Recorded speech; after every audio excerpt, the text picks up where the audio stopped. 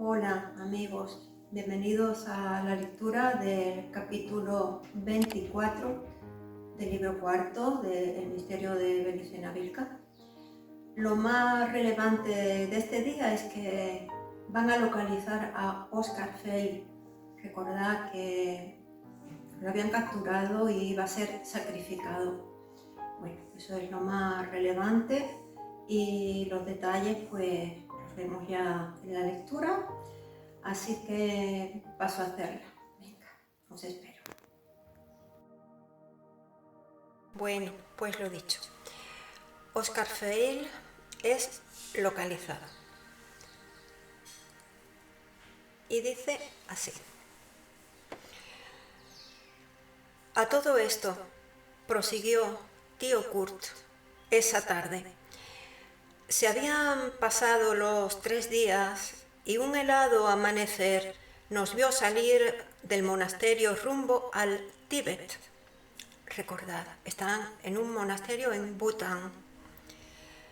La caravana se componía ahora por los 5 oficiales SS, 5 de los porteadores solitas de Dhaka, que aceptaron el porte hacia el Tíbet, y 10 lopas cáulicas, expertos en artes marciales y magia tántrica. La travesía del Himalaya se hizo por un paso solo conocido por los monjes, que evitaba toda población hasta bien entrado el valle de Gangri, pero que subía a más de 5.000 metros y pasaba junto a la ladera del Kula Gangri, majestuoso pico de 7.600 metros. Bueno, apunto yo que este es el pico más alto de la cordillera del Himalaya en Bután. Continúo. Ya en la meseta del Tíbet, el país de Pei-Yul, debíamos marchar en derechura hacia el norte. El plan de von Grossen parecía descabellado en principio, aunque bien mirado no lo era. Y, de hecho, produjo los resultados esperados. Consistía en alcanzar las orillas del Brahmaputra, que en el valle de Gangri corre paralelo al Himalaya, de oeste a este, y embarcamos en balsa para navegar en su furiosa corriente. El punto indicado para descender, si es que no naufragábamos antes, sería en los 30 grados de latitud norte y 95 de longitud este, donde el río Hijo de Brahma tuerce violentamente su curso al sur y se dirige a los valles de Bengala. Con semejante procedimiento táctico, recuperaríamos parte del tiempo que nos aventajaba la expedición de Ernst Schäfer. Según la información que disponía von Grossen, Schäfer y sus hombres circulaban por el camino de Jung-Lam, el cual terminaba su recorrido de 2.000 kilómetros en China y solo se permitía su uso al correo o a los funcionarios oficiales del Tíbet. Los comerciantes, en cambio, utilizaban el camino de Cham-Lam, pero la operación de Schäfer, avalada por el Dalai Lama, era casi una misión oficial. Sin embargo, el tránsito por aquella senda no sería fácil, pues antes de llegar al lago Kyaryn, asiento del cancel de Chambala, se debían salvar decenas de obstáculos. Para que te formes una idea, Nefe Arturo, de los accidentadas que eran aquellas vías de comunicación, te diré que en solo 600 kilómetros de su trayecto desde Lhasa a Chamdo, el camino de Chang-Lam franqueaba más de 40 cordilleras por pasos que se elevaban entre 3.000 y 5.000 metros. y eso sin contar los innumerables torrentes y ríos, a menudo carentes de puente, que corrían briosamente por los valles intermedios. En Chando, la caravana de Chefar se apartaría del camino oficial y tomaría una senda de lamas peregrinos, abierta paralelamente a la orilla derecha del río Mekong, que transportaría a los viajeros directamente al lago Kiaring. Una vez allí, se dirigirían hacia el monasterio o Gompa de los lamas del bonete cúrcuma, de la tribu Duska, guardianes del cancel de Chambala. Ese monasterio se hallaba tras la muralla de la ciudad de los Duskas, un pueblo de raza tibetana famoso por la variedad de azafrán o cúrcuma que cultivaban, del cual extraían una droga narcótica de uso ritual y una tintura con la que teñían los bonetes o tiaras de sus lamas. Si todo salía bien, vale decir, luego que éstos hubiesen aceptado la víctima necesaria y abierto el cancel, la expedición proseguiría a viaje hasta las inmediaciones del lago Kuku Nor, donde existe uno de los extremos meridionales de la Gran Muralla China y también, o justamente por eso, una de las puertas de Chambala. Nuestra estrategia, por supuesto, exigía que diésemos alcance a Chefar antes de su arribo al Ashram Jafra, pues de lo contrario habríamos perdido irremediablemente a Oscar Feil. De todos modos, la operación que íbamos a realizar había sido estudiada minuciosamente por von Grossen y Smith, y aunque la ansiedad por socorrer a Oscar me colmaba de impaciencia, no tenía otra alternativa más que confiar en que ellos estuviesen en lo cierto. Así, mientras la expedición de Chefar se encaminaba hacia las mesetas escalonadas del este del Tíbet, cruzadas por decenas de cordilleras que se extendían de norte a sur y otros valles escalonados, nosotros avanzábamos a velocidad máxima por la llanura del valle de Gangri rumbo al norte, procurando llegar lo antes posible al río Yaru Sangbo o Alto Brahmaputra. Por ese río solo navegaríamos 400 kilómetros, pero, de acuerdo a la operación de von Grossen, en 4 o 5 días recorreríamos una distancia que, por tierra, por el camino de Yunnan, exigía un tiempo 5 veces mayor. En un punto prefijado de la costa nos aguardaban 2 balsas de firme construcción, aptas para transportar cada una a 10 personas y 1 tonelada de carga, más que suficiente para cubrir nuestras necesidades. Los caulicas se habían encargado de contratarlas y el precio fue alto, pues hubo que pagarles el viaje hasta Sadega y el costo de los remolcadores que las traerían nuevamente hasta el Alto Brahmaputra. Los diestros barqueros, estimulados por la promesa de una remuneración extra, o atemorizados por la peligrosidad de los monjes caulicas, conducían diestramente las balsas por el centro del canal, aprovechando al máximo la velocidad del río. Y en tanto la caudalosa corriente me acercaba aceleradamente al objetivo de la misión, yo contemplaba admirado uno de los paisajes más extraordinarios de la Tierra, solo comparable en una medida menor a la meseta de Tiahuanaco, en América, porque aquel río, hijo de Brahma, que surcaba longitudinalmente un frío valle situado a 4.000 metros de altura, tenía sus orillas custodiadas por dos cordilleras tan célebres por la elevación de sus montañas como por la de los conceptos que merecía a las religiones más antiguas de la humanidad.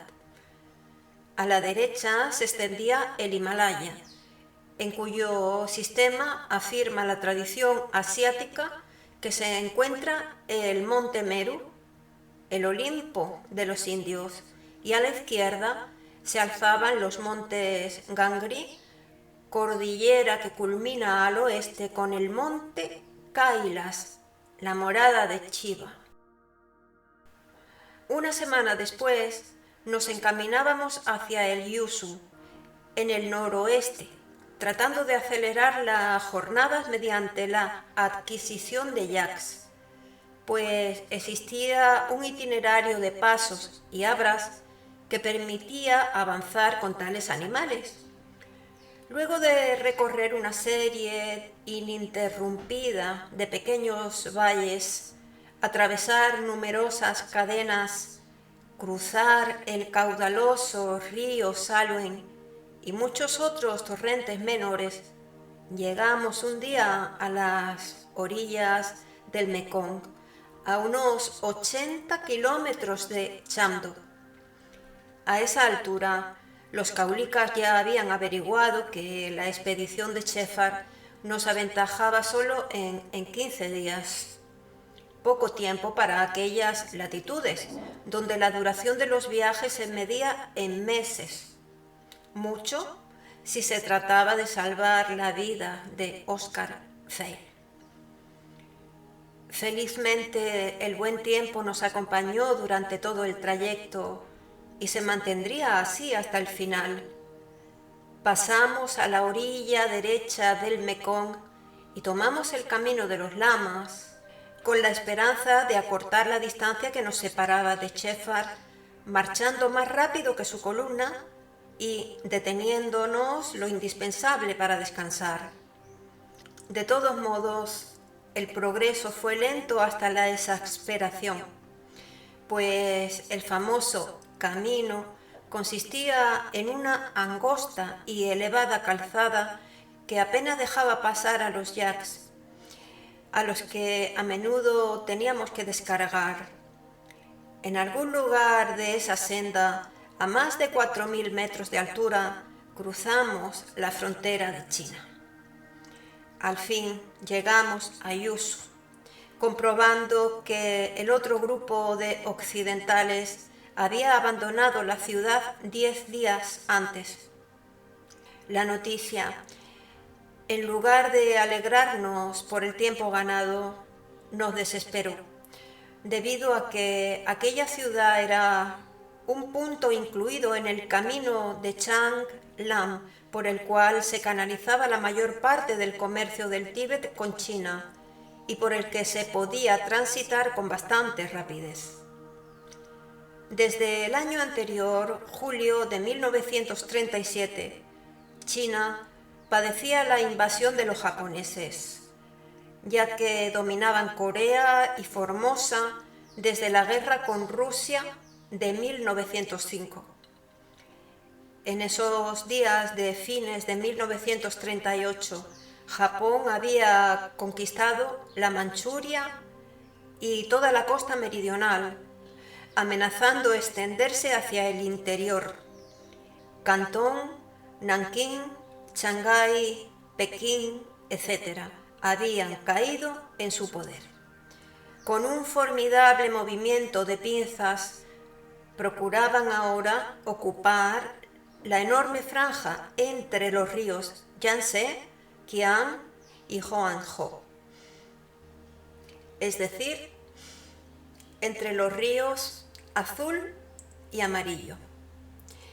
En el país reinaba la descomposición social y en las regiones que los japoneses aún no controlaban había estallado con singular violencia la guerra civil.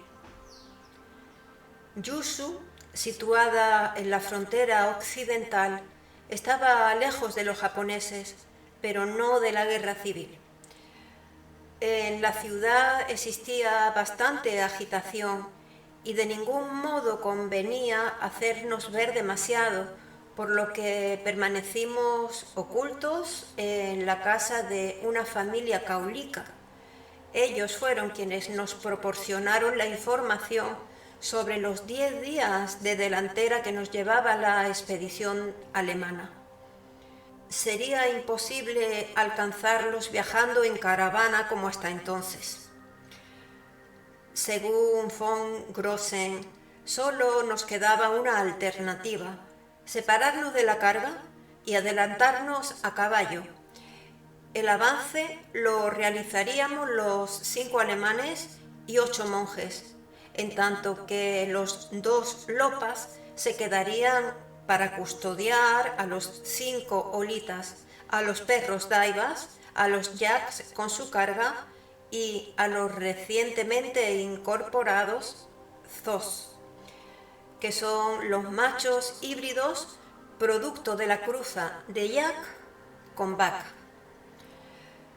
Siguiendo esta variante del plan, los caulicas adquirieron los ejemplares de más talla que lograron conseguir de los pequeños caballos tibetanos, y cada uno tomó los mínimos víveres para 10 días, puesto que en aquel camino de comerciantes se alternaban con frecuencia las aldeas y postas de descanso y aprovisionamiento. El mayor peso que debíamos transportar correspondía a las armas, para las que destinamos 2 caballos. Ese mismo día salimos de Yusu, habiendo dormido por turno solo unas pocas horas. Al día siguiente vadeamos el Yangtze-Kiang o Río Azul y dimos con la mejor carretera tras 40 días de viaje, imprimiendo a los caballos a partir de ese momento considerable velocidad. Supongo que a un oficial experimentado como Karl von Grossen no se le había escapado en Yusu que jamás alcanzaríamos a Chefar antes del lago Kiaring, si éste nos llevaba 10 días de ventaja.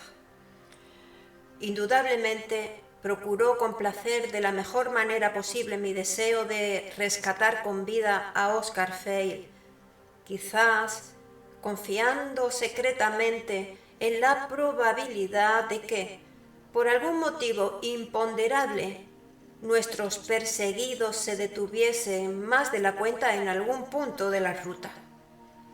Pero tal cosa no ocurrió, y ellos conservaron la delantera el tiempo suficiente para arribar al Ashram Jafran, entregar a Oscar Feil y partir nuevamente rumbo al lago Kuku Nor. Cuando el camino Changlang cruza el Hoangho o río amarillo que forma sucesivamente los lagos Kiaring y Goring, dista solo unos 20 kilómetros de la orilla oeste del primero. Junto a este puente encontramos a un hombre que llamó inmediatamente la atención de los monjes caulicas. Se trataba de uno de los espías que el círculo caula había infiltrado en la expedición de Chefar y que acababa de fugar de una muerte segura a manos de los dustas.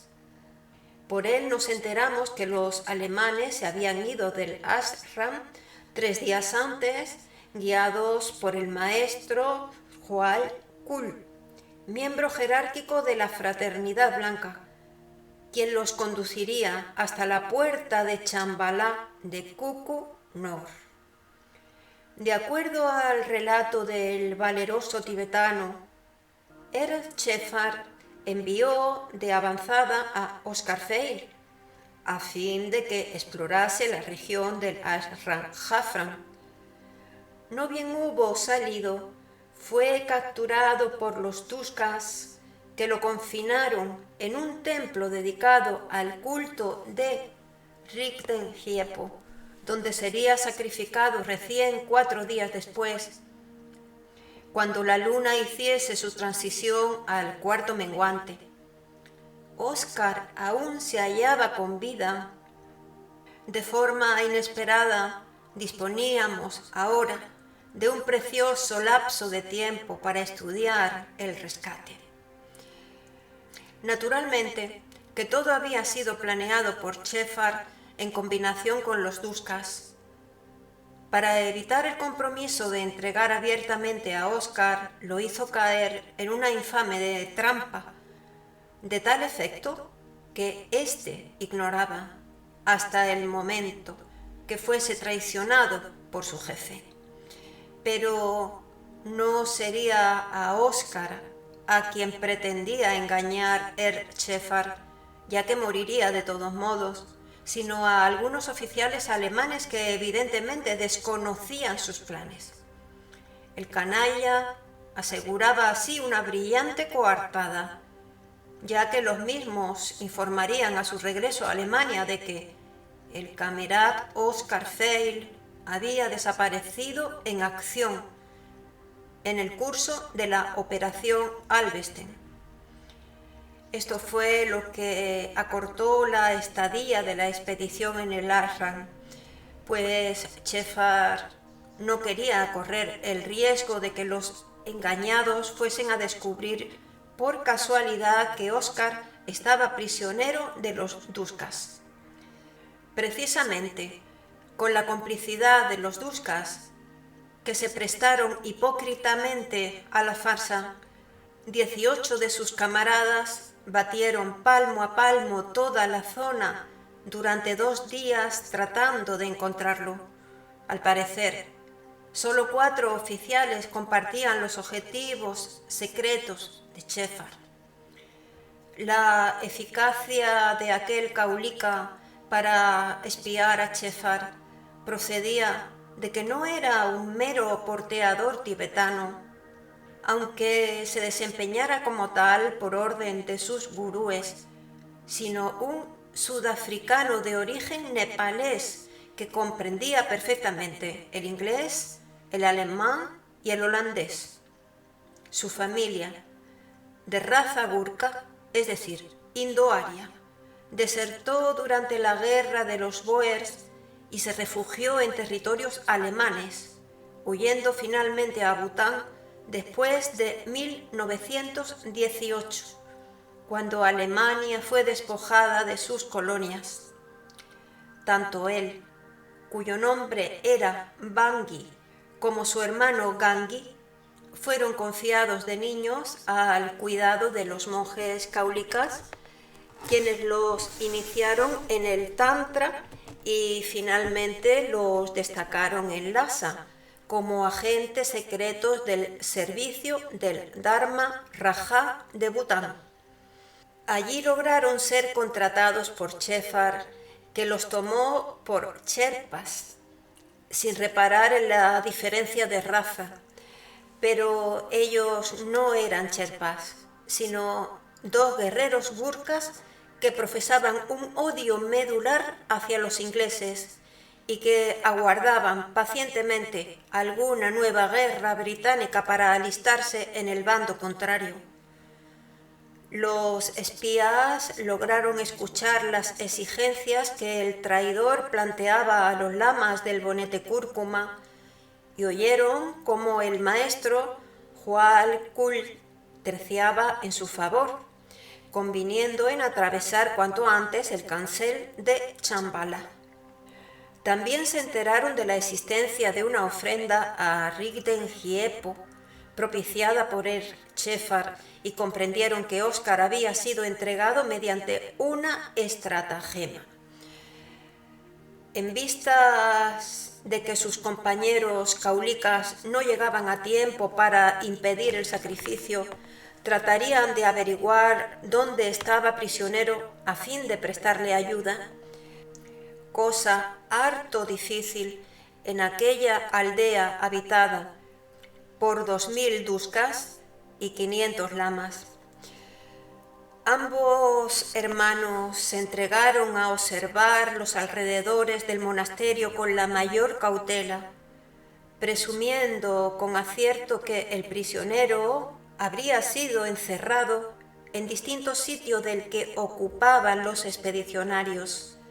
En efecto, comprobaron que uno de los templos exteriores, situado sobre un islote del lago Kiarin, estaba cerrado y custodiado por guardias armados. Comunicaron la novedad a los espías alemanes del SD, solicitándoles apoyo para descubrir la maniobra y liberar a Oscar Feil. La respuesta de uno de ellos, respuesta típica de un agente secreto occidental, dejó sin aliento a los gurkas. Nosotros informamos a Alemania con meses de anticipación los planes que Schäfer tenía para Oscar Feil, y las órdenes que recibimos fueron claras y terminantes. Como ustedes bien lo saben, aguardar refuerzos especiales que impedirán a Ernst Schäfer concretar la operación Alvestein. Firmado Heydrich, Himmler, Hitler.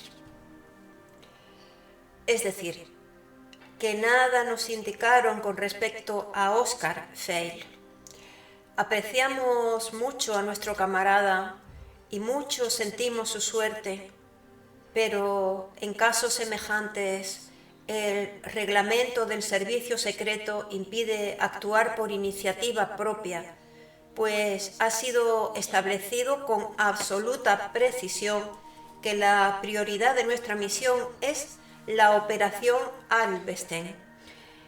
El rescate de Oscar Feil conspira contra la discreción que debemos mantener hasta el fin de la operación Alvestein, además de contradecir expresas órdenes y contribuir una acción suicida, tras la cual lo más probable es que sean 3, en lugar de 1, las víctimas sacrificadas por estos salvajes. Nosotros, en síntesis, nada haremos y le solicitamos que procedan de la misma manera, pues aún falta mucho camino por recorrer y necesitamos la ayuda de ustedes para evitar la información a través del Tíbet. Los gurkas aseguraron a satisfacción de los SS que no intervendrían, pero al discutir el caso entre ellos, concluyeron que las órdenes de los alemanes no los alcanzaban de la misma manera que los votos hechos a Chiva de combatir la traición y la cobardía. ¿Qué significaba la infracción a un frío reglamento burocrático frente a la ira de Chiva, que castigaba a los malos guerreros impidiéndoles el acceso a la Shakti suprema? ¿Y acaso no habían jurado combatir a muerte a los miembros de la Fraternidad Blanca? Sus deberes de espías del Dharma Raja, autorizados por el Círculo Kaula, los dispensaban de muchas obligaciones religiosas, pero permitir que se sacrificara a una víctima humana en holocausto al jefe de la Fraternidad Blanca colmaba todas las medidas. Ningún sida podría justificar ese pecado y seguramente serían castigados en el bardo. No, si para los alemanes la prioridad era llegar a la puerta de Shambhala, la morada de los demonios, para ellos la prioridad era el Kula, la manifestación de la Shakti divina, y el Kula se perdería si no actuaban como auténticos guerreros Akula. Se jugarían, pues, para auxiliar a Oscar Feil. La segunda y última noche que el grupo de Schäfer pasaría en el ashram Jafran los gurkhas decidieron actuar. Sin vacilar, se hundieron en las heladas aguas del lago Kiarin y nadando silenciosamente rodearon el islote para emerger en la parte trasera del templo. Los centinelas nada habían notado. Rápidamente treparon hasta una claraboya en forma de estrella de 6 puntas que, por mirar al este de día, permitía que los rayos del sol iluminasen la enorme estatua de Rigden-Giep, pero que el día exacto del solsticio de verano dirigía la luz solar directamente al corazón del rey del mundo. Afortunadamente aquella horrible abertura admitía el paso de un hombre, lo que fue aprovechado por Gangi para descender, arrojando una cuerda hacia el interior. Su hermano permanecería de guardia en la cornisa exterior.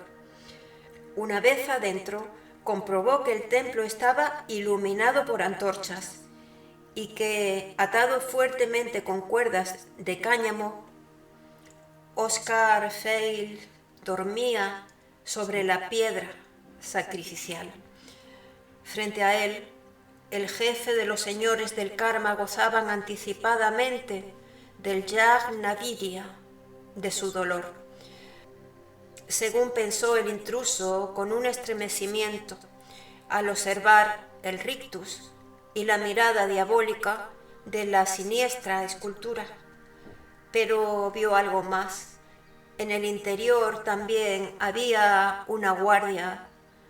Constaba de 4 duskas, aunque se hallaban a bastante distancia, junto a la única puerta del templo. 2 dormían sobre una estera, en tanto los otros 2 charlaban animadamente. El gurkha comenzó a arrastrarse sigilosamente, tratando de que la piedra sacrificial interceptara la visión de los duskas y llevando en la boca un afilado puñal para cortar las ligaduras. Momentáneamente oculto tras el altar de piedra, el gurkha Kaulika se incorporó suavemente y atisbó por encima del cuerpo de Oscar el comportamiento de los duskas. Continuaban completamente distraídos, entretenidos ahora en jugar a los dados.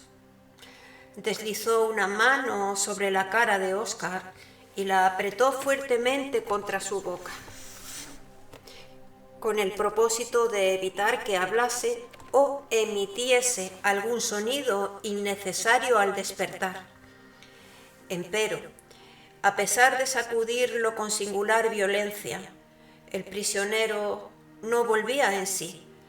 Finalmente abrió los ojos, pero Gangi los vio blancos, con las pupilas desorbitadas hacia arriba, y comprendió, contrariado, que el alemán padecía los efectos de un narcótico. Nada se podía hacer, salvo retroceder y abandonar el templo. Shiva sabría perdonar a quien, por lo menos, había arriesgado su vida para rescatar a la víctima de los demonios. Pero estaba visto que los dioses dispusieron otro destino para el gurkha. Al quitar la mano de la boca de Oscar, creyéndolo completamente desvanecido, ocurrió lo impensable. Lanzó un agudo lamento y se convulsionó durante un instante, para caer enseguida en el desmayo anterior. El cuerpo volvió a quedar inerte, mas ya era tarde. Los centinelas corrían hacia el altar profiriendo exclamaciones. El gurkha saltó sobre el primero y lo apuñaló, pero tuvo que rendirse a continuación frente a la amenaza de 2 disuasivos fusiles. Otro guardia abrió la puerta del templo y pronto hubo una multitud enardecida de duksas rodeando al intruso. Si Gangi hubiera contado con las armas de los guerreros caulicas, habría presentado mejor batalla, pero, dado el papel de porteador que representaba en la expedición, lo más que podía llevar era aquel cuchillo oculto entre sus ropas. En ese terrible momento, lo único que deseó fue que su hermano consiguiese huir. Y su deseo se cumplió, pues el otro Gurkha descendió con celeridad de la cornisa y se internó en el lago, ganando la orilla sin ser visto. Escondido tras un murillo que seguía el contorno de la playa, observó cómo minutos después llegaba Erchefar, acompañado por 2 de sus más fieles colaboradores y 6 lamas del bonete cúrcuma. La suerte de su hermano estaba echada. Para el caso de ser capturados, ambos quedaron de acuerdo en declarar que la incursión al templo obedecía al único propósito del robo.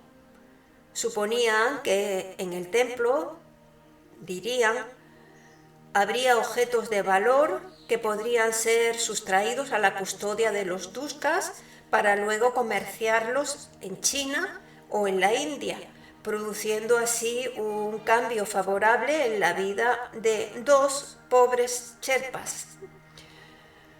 Serían ejecutados, desde luego, por el sacrilegio cometido y especialmente porque Chefar no podía dejar testigos de la presencia de Oscar Feil en el templo.